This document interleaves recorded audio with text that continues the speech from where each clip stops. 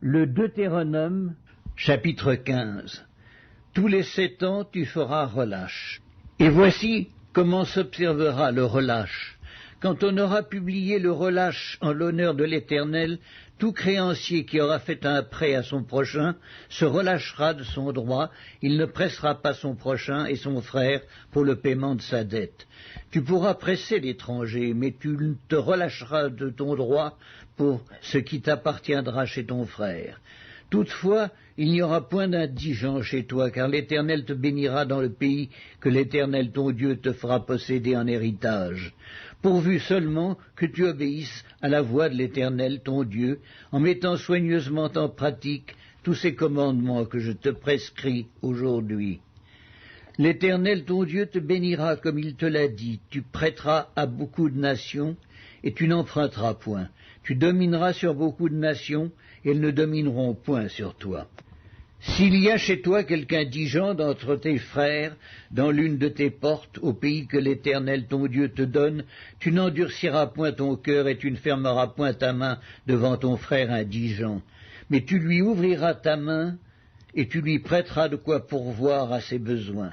Garde-toi d'être assez méchant pour dire en ton cœur, la 7e année, l'année du relâche, approche. Garde-toi d'avoir un œil sans pitié pour ton frère indigent et de lui faire un refus. Il crierait à l'Éternel contre toi, et tu te chargerais d'un péché. Donne-lui, et que ton cœur ne lui donne point à regret. Car à cause de cela, l'Éternel, ton Dieu, te bénira dans tous tes travaux et dans toutes tes entreprises. Il y aura toujours des indigents dans le pays. C'est pourquoi je te donne ce commandement. Tu ouvriras la main à ton frère, au pauvre et à l'indigent dans ton pays. Si l'un de tes frères hébreux, homme ou femme, se vante à toi, il te servira 6 années, mais la 7e année, tu le renverras libre de chez toi. Et lorsque tu le renverras libre de chez toi, tu ne le renverras point à vide. Tu lui feras des présents de ton menu bétail, de ton aire, de ton pressoir, de ce que tu auras par la bénédiction de l'Éternel ton Dieu. Tu te souviendras que tu as été esclave au pays d'Égypte, et que l'Éternel ton Dieu t'a racheté. C'est pourquoi je te donne aujourd'hui ce commandement.